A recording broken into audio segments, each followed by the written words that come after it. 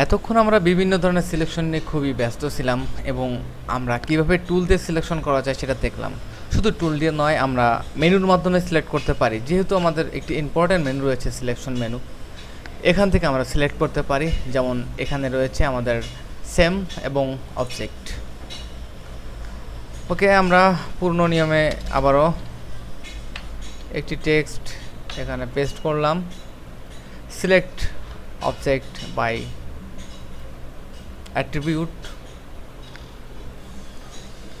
আমরা এখন অবজেক্টকে সিলেক্ট করব অ্যাট্রিবিউট অনুযায়ী। আসলে অ্যাট্রিবিউটগুলো কি? আমরা প্রথমে টাইপ এবং ক্রিয়েট আউটলাইন এবং এটিকে আমরা একটু মডিফাই করে নিব এবং একটু স্কেল করব।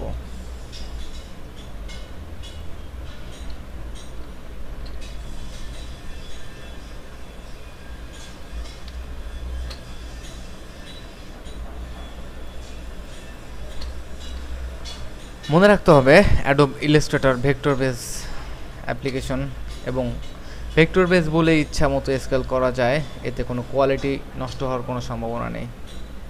যাই হোক, আমরা এখান থেকে সিলেক্ট করে ডাইরেক্ট সিলেকশন টুলের মাধ্যমে অ্যাট্রিবিউট বা কালার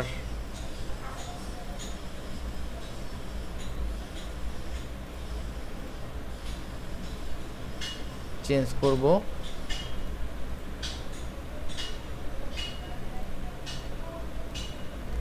রেড, সেম রেড,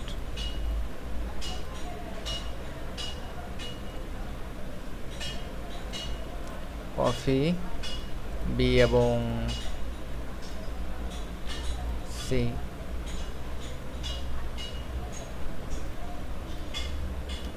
আমরা এতক্ষণ সিলেক্ট করেছিলাম ম্যাজিক ওয়ান্ড টুল।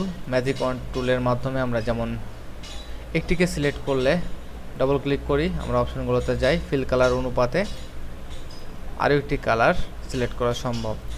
ঠিক অ্যাট্রিবিউট সিলেকশন এবং এখানে সেম অ্যাপিয়ারেন্স এবং blending mode, fill and stroke colour, fill colour, opacity, stroke colour same একই নিয়মে আমরা সিলেক্ট করতে পারি। তো আমাদের ব্ল্যান্ডিং মোড, অ্যাপিয়ারেন্স এবং এখানে দেখতে পাচ্ছি ফিল কালার। তো আমরা এখন দেখব যে কিভাবে একটি একটি করে ব্যবহার করা যায়। নেক্সট আমরা দেখতে পাচ্ছি এখানে object all on same layer. আমরা যদি সেম লেয়ারের ভিতরে থাকে তাহলে অল অন সেম লেয়ারের সিলেকশন হবে। এবং টেক্সট অবজেক্ট, আমরা যদি টেক্সট অবজেক্ট সিলেক্ট করি সেক্ষেত্রে কী হতে পারে, যেমন এটি আমাদের এখন আর টেক্সট অবজেক্ট নেই। আমরা যদি কন্ট্রোল ভি দিয়ে কয়েকটি জায়গায় টেক্সটগুলোকে রাখি তাহলে আমরা সিলেক্ট এবং অবজেক্ট, টেক্সট অবজেক্ট, শুধুমাত্র আমাদের এখানে টেক্সট অবজেক্টগুলো সিলেক্ট হবে। আবারও খেয়াল করুন, সিলেক্ট অবজেক্ট, টেক্সট অবজেক্ট, আমাদের এখানে শুধু টেক্সট অবজেক্টগুলো সিলেক্ট হয়েছে। এবার আমরা সিলেক্ট অবজেক্ট এবং নট অ্যালাইং টু পিক্সেল গ্রিড আমরা যদি সিলেক্ট করি তাহলে দেখতে পাচ্ছি যে আমাদের টেক্সট অবজেক্ট ছাড়াই সবগুলো অবজেক্ট এখানে সিলেক্ট হয়েছে। আনডু করি।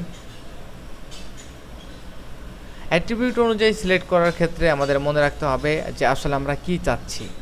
যেমন এখানে যদি আমাদের ক্লিপিং ম্যাচ করা থাকে, এই অপশনগুলো আমরা এখনও শিখি নাই বা এই অপশনগুলো নেক্সটে আমরা জানবো। যেমন ব্রাশ স্ট্রোক কালার অনুপাতে বা ব্রাশ স্ট্রোক অনুপাতে আমাদের এখানে সিলেক্ট হবে এবং এগুলো আমরা আস্তে আস্তে করে জানবো। আপাতত আমরা সেম, যে কোন জিনিস সেম হলে, আমরা আগেই দেখিয়েছি ফিল কালার এবং fill and stroke colour, fill এবং স্ট্রোক কালার অনুপাতে সিলেক্ট হবে। তো ফিল এবং স্ট্রোক কালার অনুপাতে যদি সিলেক্ট হয়, এখানে আমরা একটি উদাহরণ দেওয়ার জন্য আমি একটু জুম করি। আমরা প্রথমে জি এবং এখানে আমরা রেড কালার, এ আমাদের রেড কালার, বি আমাদের red colour, same red colour, এবং এ এবং জি এই দুটাতে আমরা স্ট্রোক কালার ব্ল্যাক। এইবার আমরা যদি সিলেক্ট করি select same fill and stroke, তাহলে আমরা দেখতে পাচ্ছি শুধুমাত্র জি এবং এ একই কালার এবং একই স্ট্রোক কালারের কারণে সিলেক্ট হয়ে যায়। অনেক চমৎকার কিছু অপশন রয়েছে যেটা সিলেক্ট করার ক্ষেত্রে আমরা খুব সহজে সেম অপশনটি ব্যবহার করতে পারি।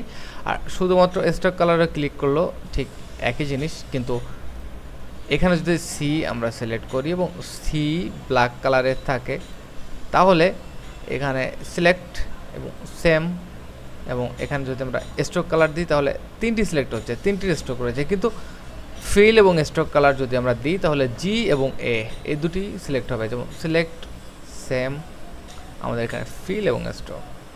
তো ফিল এবং স্ট্রোক এখানে প্রথম অবস্থায় আমাদের সি এবং সি সিলেক্ট হয়েছে। তো যেহেতু আমাদের এখানে যদি একটি সিলেক্ট করা থাকে এবং সিলেক্ট সেম ফিল এবং স্ট্রোক, তাহলে এ, এবং আমরা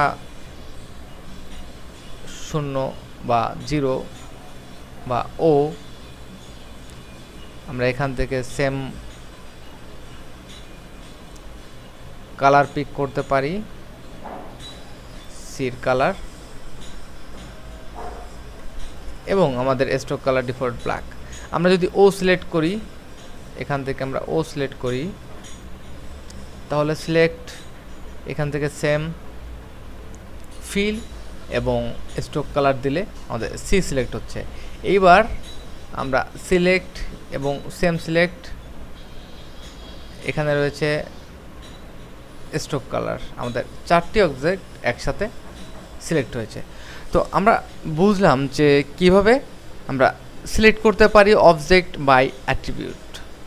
অ্যাট্রিবিউট বলতে আমাদের অবজেক্টের যে মডিফাইড ভ্যালু রয়েছে, স্ট্রোক কালার, ফিল কালার এবং অপাসিটি, এগুলা দিয়েই আমাদের অ্যাট্রিবিউট বোঝায়, এবং অ্যাট্রিবিউট অনুপাতে আমরা খুব সহজে সিলেক্ট করতে পারবো।